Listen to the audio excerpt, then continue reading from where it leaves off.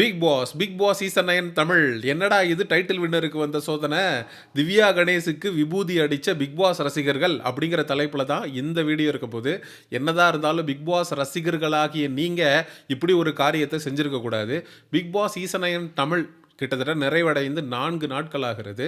Big Boss season 9 தமிழுடைய டைட்டிலை தட்டி தூக்கிய திவ்யா கணேசன் சொல்கிறத விட 30 லட்சம் ரூபாய் பிஆருக்கு செலவு பண்ணி டைட்டிலை வாங்கிய திவ்யா கணேஷ் அப்படின்னு சொன்னால் சரியாக இருக்கும். அதாவது சீசன் 7ல் இதுக்கு முன்னாடி ஒயில் கார்டு கண்டஸ்டண்ட்டாக அர்ச்சனா ரவிச்சந்திரன் உள்ளே வேறு லெவலில் ஒரு கேமை ஆடி சீசன் 7உடைய டைட்டில் வின்னராக வந்தாங்க.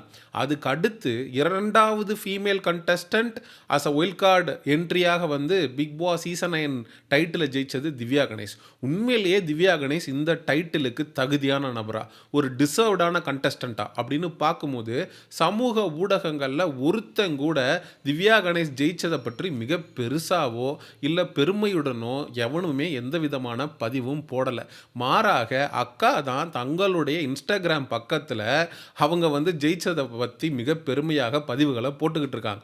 திவ்யா கணேஷ் எதனால் இந்த டைட்டிலை வாங்கினாங்க அப்படின்னு நான் சொல்கிறதுக்கான காரணம் என்னென்னா, ஒவ்வொரு முறையும் திவ்யா கணேஷ் பல ஆண்டுகளாக சீரியல்களில் பல கேரக்டர்களில் ப்ளே பண்ணி இருக்காங்க. அவங்க வில்லியா கூட ஒரு சன் டிவியில் ஒரு நாடகத்தில் நடிச்சிருந்திருக்காங்க. அதுக்கு கூட கூப்பிட்டு சன் டிவிலையும் சரி விஜய் டிவிலையும் சரி அவங்கள கௌரவிக்கிற மாதிரி பெஸ்ட்டு வில்லின்னு கூட அவார்டு கொடுக்கல. நான் வில்லி அவார்டு கூட வாங்கலடா. ஒவ்வொரு தடவையும் அவார்ட் ஷோவில் போய் உட்காந்துருந்து என்னுடைய பேர் நாமினேட் ஆகும். ஆனால் நானும் ஒவ்வொரு தடவையும் அவார்டு கொடுப்பாங்கன்னு எதிர்பார்த்து காத்துக்கிட்டு கடைசி வரைக்கும் எனக்கு அவார்டே இவங்க கொடுக்காம போயிட்டாங்க. அதனால் நான் என்ன நினச்சேன் அப்படின்னா, எப்படியாவது பிக் பாஸ்குள்ளே வெளியில் பிஆரை செட் பண்ணி எப்படியாவது இந்த அவார்டை வாங்கணும்னு நான் முடிவு பண்ணேன். அப்படின்னு பல இடங்களில் திவ்யா கணேஷுடைய அந்த ஃப்ரீஸ் டாஸ்கில் கூட திவ்யா கணேசனுடைய ஃபேமிலி உள்ளே வந்த பொழுது பிஆர் சம்மந்தப்பட்ட விஷயத்தை ஓப்பனாகவே டிஸ்கஸ் பண்ணி இருப்பாங்க. 200%லாம் சொல்லி இருப்பாங்க. ஸோ திவ்யா கணேஷுக்கு யார் ஓட்டு போடுறா, என்ன எவன் போடுறான் அப்படிங்கிறதே நமக்கு தெரியாது. பார்த்தீங்கன்னா அன்அஃபிஷியலில் பார்த்தீங்கன்னா டாப்பில் வந்துக்கிட்டே இருப்பாங்க. கானா வினோத்துக்கு அடுத்த இடத்துல அதிகபட்சமான வாக்குகள் வாங்கக்கூடிய இடத்துல திவ்யா கணேஷ் தான் இருப்பாங்க. ஆனால் திவ்யா கணேஷ் பார்வதி அளவுக்கோ கமருதீன் அளவுக்கோ மிகப்பெரிய எஃபர்ட்டை போடலையே. எங்கேருந்து மக்கள் திவ்யா கணேஷுக்கு ஓட்டு போடுறாங்க, குறிப்பாக காமன் ஆடியன்ஸ் எப்படி திவ்யா கணேஷுக்கு ஓட்டு போடுறாங்க அப்படிங்கிற கேள்வி எழுந்துக்கிட்டே இருந்துச்சு. ஸோ இந்த நிலையில் தான் ரெட் கார்டு வாங்கி கொண்டு விஜே பார்வதி மற்றும் கமருதீன் 2 பேருமே பிக் பாஸ் வீட்டை விட்டு வெளியேறக்கூடிய ஒரு சூழல் அப்படிங்கிறது உருவாகுது. அப்போது 2 மெயினான காம்படிஷனாக இருந்த பார்வதி மற்றும் கமருதீன் 2 பேருமே பிக் பாஸ் வீட்டை விட்டு வெளியேறக்கூடிய சூழல் உருவாகுது. இது 50% கதவை திவ்யா கணேஷுக்கு திறந்து விடுது.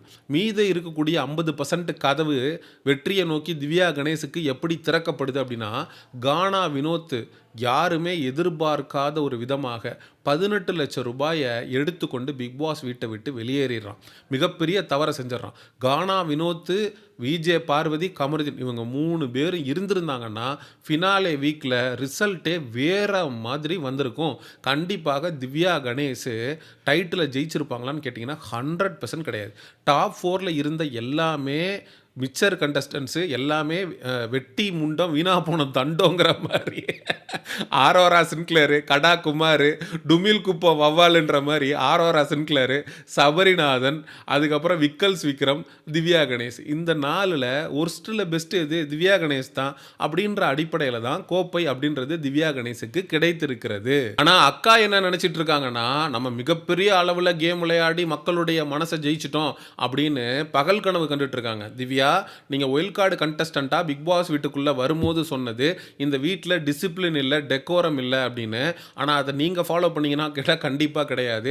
எல்லோரும் ஏன் கத்துறீங்க, ஏன் சத்தம் போட்டு பேசுகிறீங்க, வெளியில் நீங்கள் கத்துறதையோ சத்தம் போட்டு பேசுகிறதையோ மக்கள் விரும்பலை அப்படின்னு பேசின திவ்யா கணேஷ் ஒரு கட்டத்துக்கு மேலே அவங்களே கத்தி கூப்பாடு போட்டு தட்டி தாளம் போட்டு இருக்கிறவங்க கூடலாம் பயங்கரமாக சண்டை போட்டு, குறிப்பாக விக்கல்ஸ் விக்ரமோடலாம் அவங்க பண்ண சண்டை மிகப்பெரிய அளவில் இருந்திருக்கும். கதறி இருப்பாங்க, கத்தி இருப்பாங்க.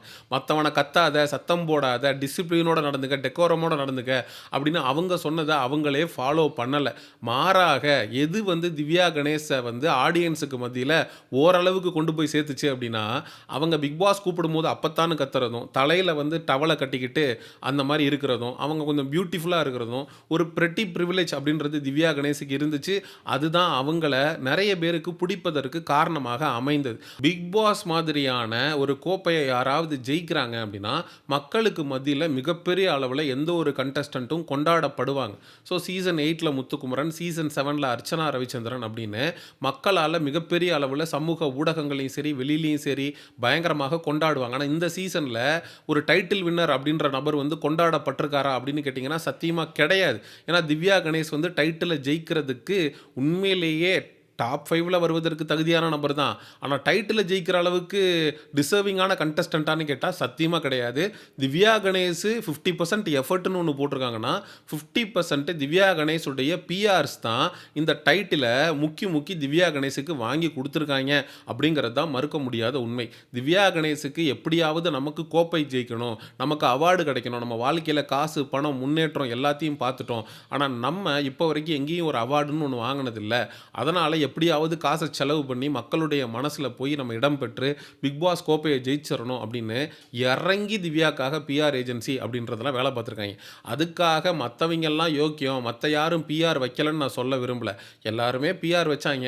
என்ன கொஞ்சம் அதிகமாக பிஆருக்காக செலவு பண்ணி திவ்யா கோப்பையை நோக்கி நகர்ந்திருக்காங்க.